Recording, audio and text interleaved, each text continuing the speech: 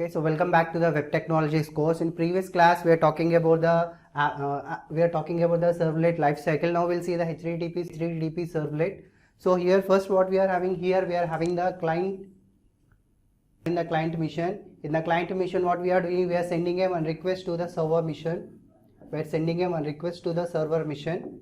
Okay, we are sending a one request to the server mission. In this here we are using the get method. With the help of the get method, what we are doing, we are constructing a request form and we are forwarding the request to the server. Server will receive that particular request and it will pass that particular request to the service.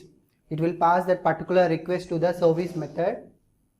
It will pass that particular request to the service method. Service method will take that particular request and it will map to the it will map to the do get method or do post method based on the request, based on the request tag. So if it is a get request, it will map to the do get method. If it is a post request, it will map to the do post method. Okay, so based on the client request, your service method will map to the do get method or do post method.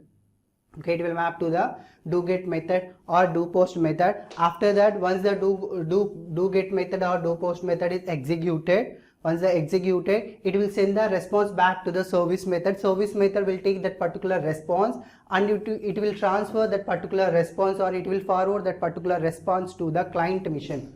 It will forward that particular response to the client mission in the form of the get response or in the form of the post response based on the client request. If the client is sending that particular request to the server with the help of the get method, it will get the information with the help of the do get method only. If you are sending the request in the form of the post method, you will get the reply back or response back from the server with the help of the do post method only. Okay, so here how your request and responses or how your response is created in your servlet. So this is called the servlet. In our servlet. So what we are doing, so each and every time you are getting the request, right? Each and every time you are getting the request. For example, you are having the n number of clients are there and you are getting the n number of requests. Okay, you are having the n number of clients and you are getting the n number of requests. So here what we are doing here, with the help of this particular service method, we are providing the service. Okay, if n number of users are providing, we are having the n number of users are there. N number of users are using the get method for getting the or for retrieving the information from the server. So what will happen here? So here we are having the do post method and do get method are there. Okay, do get method and do post method are there. So if you are getting the n number of requests from the client, so what our service method will do, it will override on only the do get method.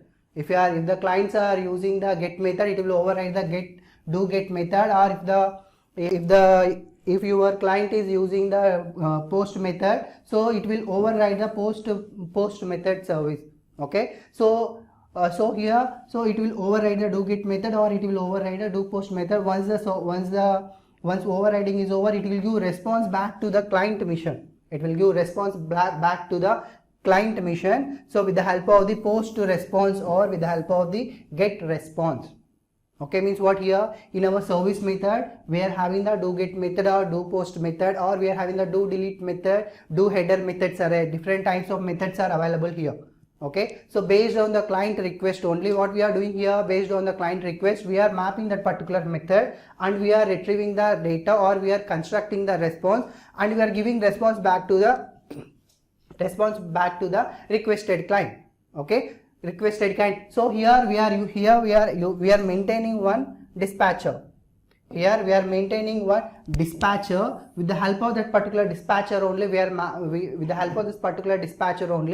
dispatching that particular service to the client mission. With the help of that particular dispatcher only, we are dispatching that particular service to the client mission. Once your do get method or once your do post method working procedure is done, after that what we are doing, we are dispatching. Okay, we are dispatching the service to the client mission. That will be taken care by the dispatcher method. Okay, that will be taken care by the dispatch method. Here if you are having the n number of clients requests, if the n number of client requests may use the get method or may use the post method for getting the data. If n number of users are using the get method, so what will happen here? This do get method will be overridden. This do get method will be overridden. If the n number of users are using the post method, this do post method will be overridden. Clear? Is it clear? Means what here we are having the separate services are there for getting the data or for posting the data. Clear? So that is about the HTTP servlet procedure, working procedure. Next we will see the generic servlet procedure. See, in this particular generic servlet procedure, and the same thing we are having the client mission. What we are doing here, we are sending a one request to the server. We are sending a one request to the server. Server will take that particular request and it will pass that particular request to the servlet. This is called the servlet. This is called a servlet. In our servlet, we are having only the one service method is there. We are having the only one service method. It will take that particular request. It will take that particular request and it will provide the service. It will take that particular request and it will process that particular request. It will process that particular request. Here it is processing the request. Once the processing is done, what will happen? So we are getting the response, right? We are sending that particular response back to the client mission. Clear? We are sending that particular response back to the client mission. This is about a one client. If you are sending one client is accessing that particular servlet, first it will take the request and it will process the request with the help of the service method. In the service method, we are constructing means what? We are providing the service to the client mission, right? So we are providing the service to the client mission. So once your service mission execution or process is done, working procedure is done, then only it will give response back to the client mission. Okay, if let us assume that we are having the n number of users are there or n number of clients are there, what will happen? So here you are getting the n number of requests to your service method. You are getting the n number of requests to your service method. What the service method will do? The service method will do the override. It will override the all requests. It will override the all requests. So it will override the all requests. Once the override is over, after that it will construct a response and it will forward that particular response to the client mission. Okay, client mission. Clear? So in previous HTTP servlet, so in our service method we are having the do get method and do post method is there. Okay, do get method and do post method is there. So based on the client request, based on the client which type of request the client is using, whether he is using the get method or whether he is using the post method, based on that particular method, it will divide the service, whether it is a do get method service or it is a do post method service. If you are n number of users are requesting for the get method, so it will override the get method. If a number of users are using the post method, it will override the post method. Once the service is done, it will dispatch that particular information to the client mission with the help of the dispatcher. With the help of the dispatcher, it will dispatch that particular information to the client mission. Clear? So next in generic servlet, what we are doing is the same thing. So but here we are not having any do get method or do post method. Here we are not having anything. Okay, so here what we are having only the two things are there. First one is the response object and second one is a first one is a request and second one is a response is there. First we are requesting some service to the server mission. So your service in your server mission, what we are having only the one service method is there. Okay, we are having the only one service method is there. This service method, if you are having the n number of requests, if the clients are having the n number of requests, means what? Here we are having the n number of requests. This service method will override. This service method will override that information and it will pass as information to the client mission. It will pass that information to the client mission. Information means what? The response will be forwarded to the client mission. So here in this particular service method, we are not having any separate service, separate methods are not available here. So here only the one service method is there. With the help of that service method only, we are providing the service to the client mission. So if you are n number of users are requesting for that particular service, it will override. Our generic servlet will override the service method. Okay, this is the difference between the generic servlet and the HTTP servlet. Okay, so next we'll see the reading a servlet parameters. Before that, first what we are going to do here is, so first we'll construct a one servlet. Once the construction of the servlet is over, first we'll see what are the parameters are available. Okay, what are the parameters? What parameters we can read from the servlet. Okay, and how to initialize the parameters in a servlet, all those things we'll see now. Okay, so this is about the construction of a servlet or creation of a servlet with the help of the NetBeans. So first what you have to do here is, first you have to open your NetBeans and create a new project.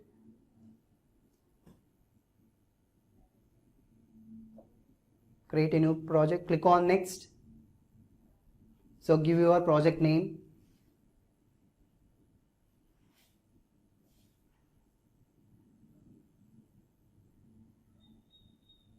Give your project name and click on next. And here this is called the context path. This is called the context path. Context path means what here? So whatever the information, whatever, if the client is requesting for some web page, that there in our servlet, what we are doing, we are creating one context object, right? That is called the servlet context object, right? So that information you have to provide, that path information you have to provide here. After that, click on the next button. After that, finish. Your server, your project will be created here.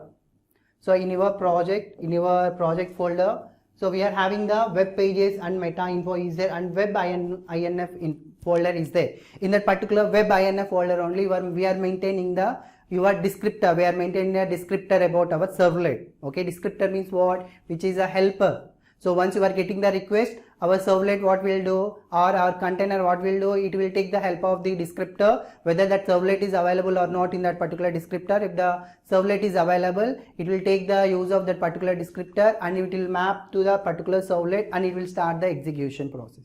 Okay, so that is the use of this particular web INF folder. In that particular web INF folder, what we are doing, we are maintaining the descriptor information.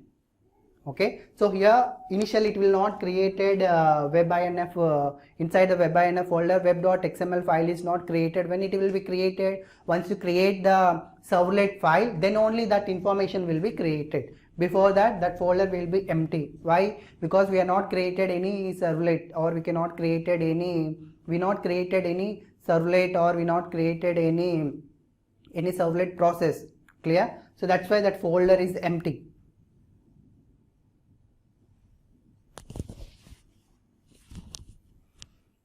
Now here create a servlet. So my servlet name is a simple text and click on next.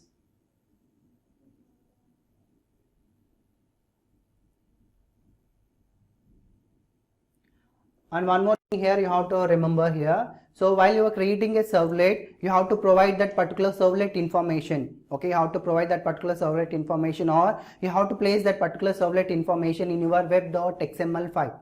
Okay, web.xml is a descriptor, right? So there what we are doing, so there we have to enroll, there we have to enroll our servlet name. Okay, so for that what you have to do here is, for that here you have to click on the add information to deployment descriptor, that is called the web.xml. Okay, web.xml. If you are using the NetBeans, it will ask like this. If you are using the separate server for your Apache Tomcat, so for that what we have to do, manually we have to create a web.xml. There we have to write our servlet name, everything we have to write them manually here. Just here, if you are using the NetBeans or if you are using any IDEs, it automatically it will ask whether you want to add this particular servlet information in your web.xml file or not. Okay, so here you have to click on that particular web.xml file, add information, check it,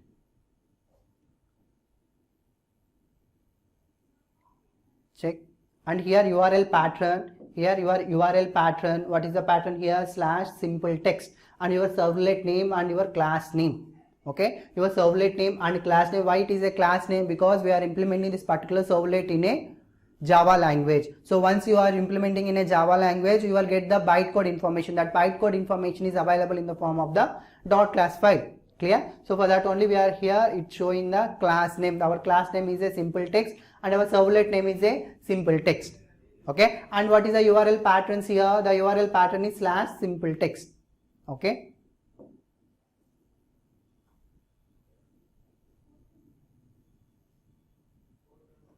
Okay, so here once your servlet creation is done, so automatically one simple text.java file will be created in your NetBeans. So here we are having the total 3 methods will be created. So first method is the protected void process request. Protected voice process request means what here? So we are processing the request, right? We are processing the request. For that we are using the process request. In this particular process request, what we have to do? We have to pass the HTTP servlet request. Okay, we have to pass the two parameters. What is the first parameter? HTTP servlet request, and second parameter is the HTTP servlet response. Okay, we have to pass the HTTP servlet request and we have to pass the HTTP servlet response. Two parameters we have to pass. And here what we are doing here, we are throwing one servlet exception here. We are throwing one servlet exception, and if you are having the IO exception, you have to pass that IO exception also here. Okay, and here how you are constructing your response, in which format you are giving response back to your client mission, that you have to set here with the help of the response dot set content type. Whether you have to give the response in the form of the HTML format or in some other format, you have to set that particular content type here. The content type with the help of the response dot set content type method. Set content type method, you have to pass the text slash HTML colon character set equals UTF-8. Okay, this code automatically generated in your file or in your NetBeans. Okay, so once your request processing construction is done, so it will create. So how we are giving the response back to our client mission? We are giving the response back to the client mission with the help of the HTML, right? So that's why we are writing all our HTML code here. Okay, after that we are having this is a one method. After that we are having, first one is the do post method is there, and second one is the do get method is there, and third one is the servlet information. Servlet information, three methods are there. Okay, so these are the three methods.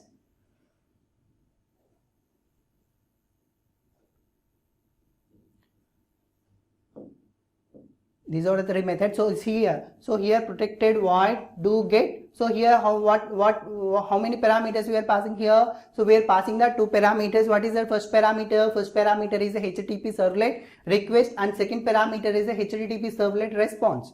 Okay, we are passing the two parameters, and here what we are doing, if we are having any errors, we are throwing some exceptions here. After that, what we are doing here, we are calling the process request method here. We are calling the process request method. If you want to do any process, if you want to construct any response in do get method or in do post method, you can process the request and you pass that information to the process request.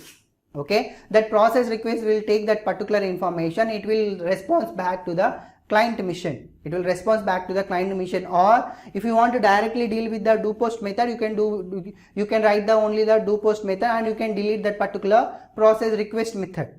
Okay, that particular process request method you can delete. Or if you want to pass this part, if you want to call that particular process request method with the help of the do post method, you call that particular do post process request method in do post method. Clear?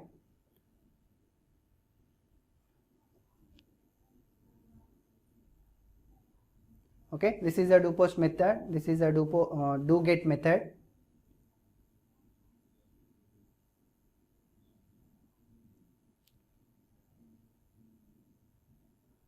And this is a do post method.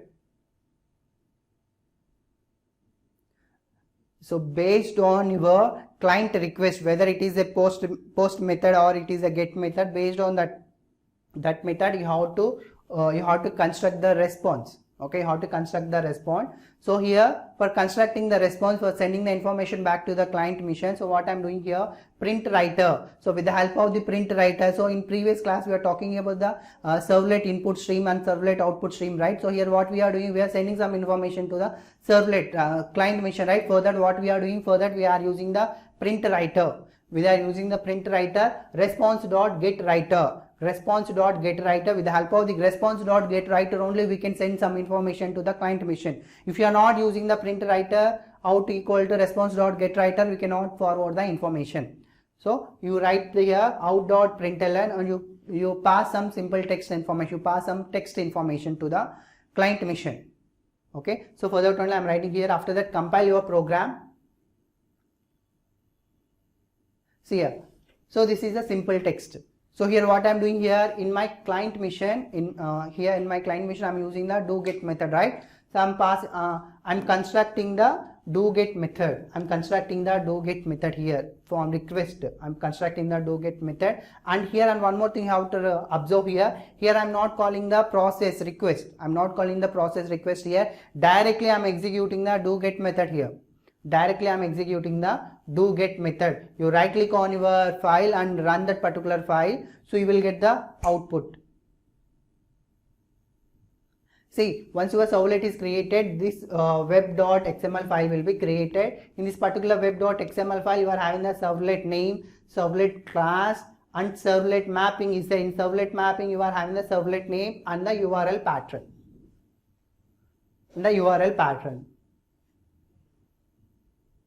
And this particular session timeout is nothing but how much time you have to wait once the request processing is over. So when you have to destroy, it will wait until that time. After that only it will destroy all your methods. Clear?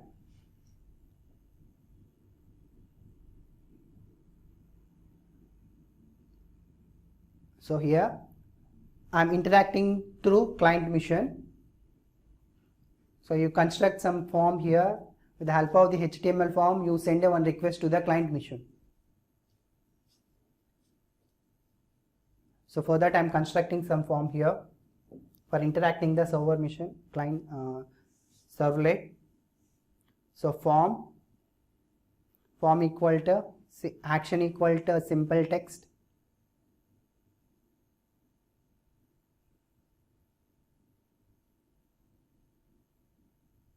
Simple text, or I am taking the one more servlet here, that is my servlet name is a st. Action equal to st and method equal to post and type equal to submit button. Whenever clicking on that particular submit button, it will interact with the servlet and you will get some response back to the servlet, response back to your client mission. Okay, so st is nothing but my servlet name here. So I not created st servlet here. That's why I'm showing here that st servlet mapping parameters and servlet name is not available here. Once you create that particular st servlet, then only that information will be added into your XML file. Okay, you click and create a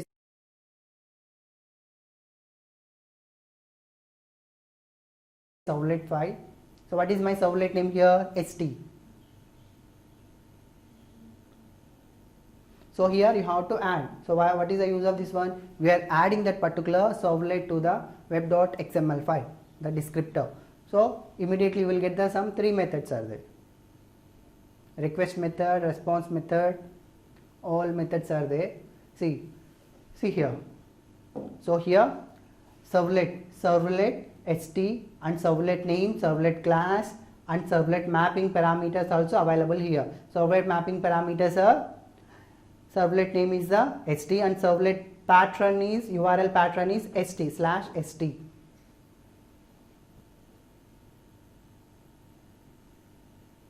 You simply right click and execute that particular file and click here. So here I am displaying some content here. What is that content? Servlet st is at the /simple text. This is a simple text. My class name is a simple text. Here I am displaying the path information about the servlet. I am displaying only the path information about the servlet. See here, request.get context path. That path information only I am displaying here in our browser. In our web browser, what I am displaying? I am displaying only the path information. Servlet st at request.get context path. That context path, that path information only I am displaying here. Here I am not constructing any. Before that, I am not constructing any do get method or do post method. Means what? I am not overriding any do get method or do post method here. So simply I am executing this particular file. I am getting the only the request.get context part. I am passing that information in the form of the HTML page only. I am passing that information in the form of the HTML page. If you want to override that particular do get method or do post method, you can override.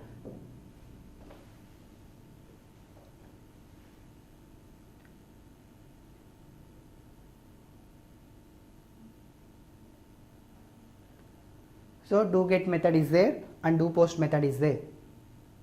Okay, do get method, do post method is there, and one more is the servlet information descriptor is there. Okay, so here what I am doing here is I am not calling the process request method. Directly I am overriding the do post method here. So if you want to override that particular do post method, what you have to call? First you have to call the output parameter, that is a print writer out equal to response dot get writer. Response dot get writer. With the help of the response dot get writer only, we can pass the information to the client machine. Okay, so simply I am printing some information here, some text I am printing there.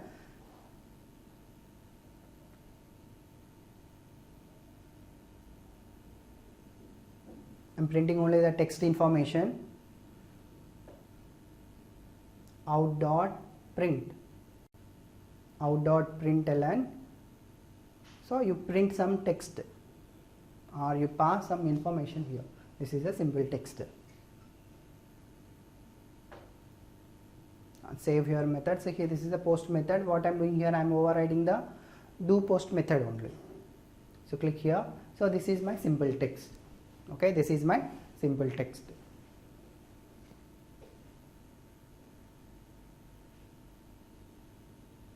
So just I am passing the only the text information. I am displaying the text information in my browser. Clear? So this is about the servlet, how to construct a servlet here.